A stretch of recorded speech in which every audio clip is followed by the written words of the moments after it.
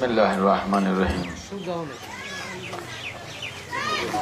আমাদের এই হাসনগঞ্জ চকচকিয়ার একজন ব্যবসায়ী, এই এলাকার সন্তান আব্দুস সালামের নৃশংস হত্যাকাণ্ডের বিচারের দাবিতে আয়োজিত আজকের এই মানববন্ধন কর্মসূচিতে জনাব সভাপতি এখানে উপস্থিত হয়েছেন। টাঙ্গাইল জেলা বিএনপির সাবেক সিনিয়র যুগ্ম সম্পাদক আবুল কাশেম, উপস্থিত সখীপুর উপজেলা বিএনপির সাংগঠনিক সম্পাদক সবুর রেজা, উপস্থিত উপজেলা যুবদলের সংগ্রামী যুগ্ম আহ্বায়ক ছাত্রদলের সাবেক সভাপতি নূরে আজম, উপস্থিত আমাদের এই এলাকার সন্তান এসআই সিদ্দিক সাহেব, আমাদের বড় চৌনার বিশিষ্ট ব্যবসায়ী দুলাল সহ আমার সামনে উপস্থিত অসংখ্য সামাজিক যোগাযোগ মাধ্যমের সাংবাদিক ভাইয়েরা, মূল স্রোতের সাংবাদিক ভাইয়েরা, ইলেকট্রনিক্স মিডিয়ার সাংবাদিক ভাইয়েরা এবং আমার প্রাণপ্রিয় এলাকাবাসী, অদূরে অবস্থিত মা বোনেরা, আসসালামু আলাইকুম।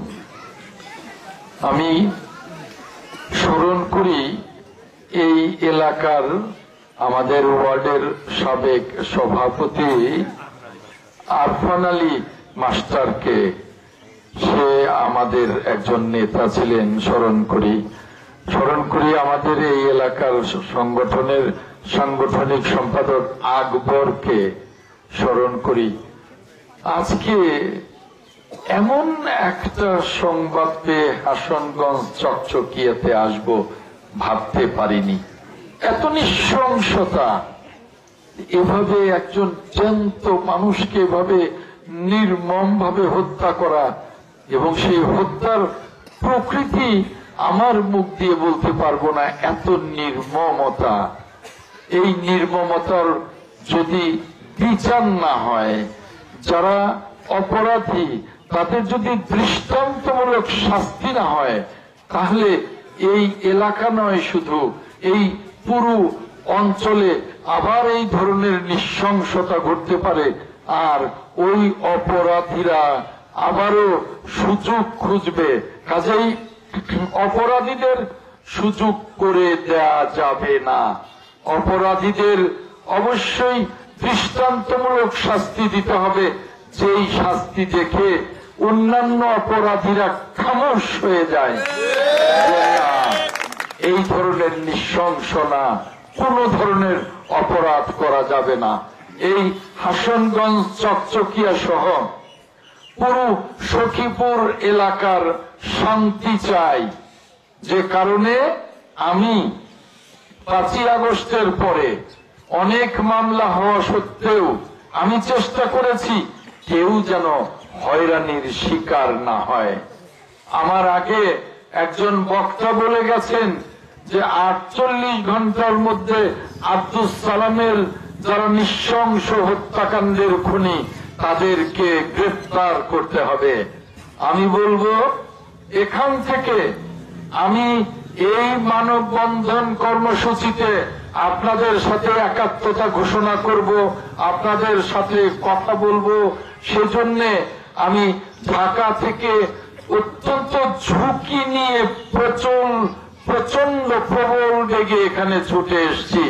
আমি আসতে পেরেছি, আল্লাহর কাছে শুকরিয়া আদায় করি।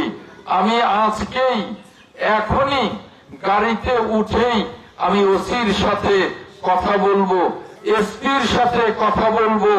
48 ঘন্টা নয়, ওই খুনিদের 24 ঘন্টার মধ্যে গ্রেফতার করতে হবে। 24 ঘন্টার মধ্যে ওই খুনিদের গ্রেফতার করতে হবে। ওই খুনিদের রিমান্ডে এনে তারপরে তাদের কাছ থেকে বের করতে হবে এই নির্মমতার কারণ কি। তাদের চামড়া খসিয়ে ফেলতে হবে। কোন রকমের এখানে কোন মানবতার প্রশ্ন নেই, বরং মানবতা হবে যদি এর ন্যায় বিচার করে খুনিদেরকে উচিত সাজা দেয়া যায়, দৃষ্টান্তমূলক সাজা দেয়া যায়, তাহলেই মানবতা প্রতিষ্ঠিত হবে। তাই বলতে চাই, আপনাদের সাথে আছি, ইনশাল্লাহ আপনাদের সাথে থাকবো। কোন খুনিদের সাথে কোনো আপোষ নেই, খুনিদের গ্রেফতার করতেই হবে এবং আপনারা ভয় পাবেন না। দৃষ্টান্তমূলক শাস্তির জন্য যা যা করা দরকার আমি আমার দল ইনশাল্লাহ আপনাদের সাথে থাকবে। কথা দিয়ে যাচ্ছি, আজকে কথা দিয়ে যাচ্ছি। এরকম সখীপুরের আর একটি সমস্যা নিয়ে আমি কাজ করছি, সেটা হলো সখীপুরে এই যে বন বিভাগের লোকজন আমাদের বাড়ি ঘরে অত্যাচার করে, আমাদের বাড়ি ঘর পুরনো হলে নতুন ঘর দিতে চাইলেই সেই ঘর দিতে বাধা দেয়, আর যদি তাকে টাকা দেওয়া যায় লাখে লাখে তখন আর বাধা দেয় না, তখন আর তার কাছে কোনো আইন থাকে না। আমি 1 মাসেরও কম সময় আগে সখীপুরে একটা বিশাল সমাবেশে স্পষ্ট উল্লেখ করেছি, কোন দালালি সখীপুরে চলবে না। বন বিভাগের দালালদের আমি ওখানেই হুঁশিয়ার করে দিয়েছি। বন বিভাগের রেঞ্জার, ফরেস্টার, ডিএফও সকলের উদ্দেশ্যে বলেছি, সখীপুরে যারা বাস করে তা আজ নতুন বাস করে না, জনম জনম বাস করে। তারা তাদের বাড়িতে পুরনো ঘর নতুন করে দেবে, প্রয়োজনে আরো নতুন ঘর দেবে। বাধা দিতে এলে তাদেরকে সমুচিত ভাবে প্রতিরোধ করব। আমরা কোনো বাধা মানব না। এই জায়গা সখীপুরের মানুষের জায়গা, তারা জনম জনম এখানকার মালিক। আমি এই হুঁশিয়ারি উচ্চারণ করবার পর ঢাকা থেকে, টাঙ্গাইল থেকে অনেক কর্মকর্তা এসেছিল, বিএনপির নেতাদের ডেকেছিল। আমি বলেছিলাম, যান, শক্ত করে কথা বলবেন, রক্ত দেব, বুকের রক্ত দেব, আমাদের বাড়ি ঘর দেব না, আমাদের উপর অত্যাচার হতে দেব না। আমার নেতারা ওই ঢাকা টাঙ্গাইলের কর্মকর্তাদের জানিয়ে দিয়েছে যে আজম ভাই বলে দিয়েছেন যে রক্ত দেব, একটা বাড়ি ভাঙা যাবে না। আর তখন ওই কর্মকর্তারা বলেছে, তাহলে এই বনের আইনের কি হবে? তখন আমার কথা মতো বলে দিয়েছে যে আমি ইনশাল্লাহ সখীপুরের মানুষের ভোটে সংসদ সদস্য নির্বাচিত হয়ে ওই সংসদে বনের আইনের বিরুদ্ধে বিল আনবো এবং এই আইন বিরোধ করবো ইনশাল্লাহ। তার আগে, সংসদ নির্বাচনের আগে কোন কারুর বাড়িতে বনের দালাল, বনের রেঞ্জার, বনের ফরেস্টার যেতে পারবে না। তারা শান্তিতে বসবাস করবে তাদের জায়গায়। আজকে এই হাসনগঞ্জ চকচকিয়ায় এই নিষ্ঠুর খুনের প্রতিবাদ করতে এসেও আমি একই ভাষা উচ্চারণ করে যাচ্ছি, আপনারা শান্তিতে বসবাস করবেন। এই হাসনগঞ্জ চকচকিয়া সহ এই সখীপুরে কোন খুনির জায়গা নেই, বন বিভাগের অত্যাচারের জায়গা নেই। স্পষ্ট কথা, আপনাদের পাশে আছি। খুনিদের বিচার করতে, খুনিদের বিরুদ্ধে আমরা প্রতিরোধ করতে আপনাদের সাথে আছি এবং আপনাদের সকল সমস্যার জন্য আমার সাথে যোগাযোগ করবেন। আমি আপনাদের, যদিও আমার সরকার ক্ষমতায় না, আপনারা জানেন একটা তৃতীয় সরকার ক্ষমতায়, তবু আমি আপনাদের পাশে থাকব।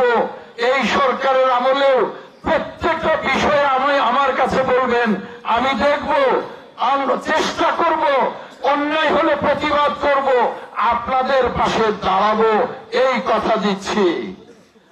আর এই নৃশংস খুনিদের বিচারের জন্য যেমনি আমি আমার দল সহ সারাক্ষণ আমরা প্রশাসনের সাথে যোগাযোগ রেখে খুনিদের গ্রেপ্তার, খুনিদের বিচারের জন্য সর্বাত্মক চেষ্টা করব, তেমনি এই আব্দুস সালামের পরিবারের পাশে আমি এবং আমার দল দাঁড়াবে ইনশাআল্লাহ। আব্দুস সালামের পরিবারের যে কোনো সংকটে, যে কোনো কষ্টে আমি থাকব, আমার দল থাকবে, আপনাদেরকে এই ওয়াদা করে যাচ্ছি। আর এ বিষয়ে যতবার হাসনগঞ্জ চকচকি আসতে হয় আমি আসবো ইনশাআল্লাহ। আমি আজ অনেক দুঃখের সাথে বলছি, অনেক কষ্টের সাথে বলছি, এমন একজন মানুষ আমরা হারিয়েছি যে এই এলাকার একজন সৎ ব্যবসায়ী ছিল। আব্দুস সালাম একজন মুদির দোকানি ছিল। আমরা তাকে ফিরে পাবো না, কিন্তু যদি আমরা তার ন্যায় বিচার পাই, খুনিদের দৃষ্টান্তমূলক শাস্তি হয়, তাহলে অন্তত আমরা তার পরিবারকে ন্যূনতম সান্ত্বনা দিতে পারবো। এর বাইরে আর কিছু দিতে পারবো না। কিন্তু এই পরিবারের সাথে, এই পরিবার যদি আর্থিক সংকটে পড়ে, এই পরিবার যদি যে কোনো সংকটে পড়ে, আমি এবং আমার দল এই পরিবারের পাশে আজীবন থাকবো ইনশাআল্লাহ। কথা দিয়ে গেলাম, এই কথা দিয়ে গেলাম, এটা আমার প্রতিশ্রুতি। আজকে আমি যখন আজমের কাছে এই সংবাদ শুনেছি, আজম যখন আমাকে বলেছে, নূরে আজম ভাই এই ঘটনার জন্য এই মানববন্ধন আপনি কি আসবেন? আমি বলেছি নিশ্চিত ভাবে আমি আসব। আমার জন্য শুধু অপেক্ষা করো, যাতে দেরি করলেও যাতে তারা চলে না যায়, আমি কথা বলবো।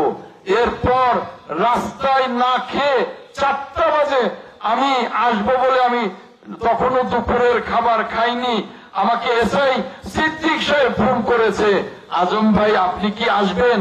আমি বলেছি আমি আসবো, একটু অপেক্ষা করেন, আমি আসবো। আমি আমার কথা রেখেছি ইনশাআল্লাহ। আমি গাড়িতে উঠে যেটা প্রথমে বলেছি, আমি ওসি এসপির সাথে কথা বলবো। 24 ঘন্টার মধ্যে আশা করি খুনিরা ধরা পড়বে, খুনিদের কঠিন বিচার হবে ইনশাআল্লাহ, কঠিন বিচার হবে ইনশাআল্লাহ। এই কথা বলে আপনাদের সকলের সাথে এই ঘটনার সহমর্মিতা জানিয়ে ওই আব্দুস সালামের আত্মার মাগফিরাত কামনা করে, তার পরিবারের প্রতি, তার সুখ সন্তপ্ত পরিবারের প্রতি সমবেদনা জ্ঞাপন করে আমি আজকের মতো এখানেই শেষ করছি। আল্লাহ হাফেজ। আসসালামু আলাইকুম।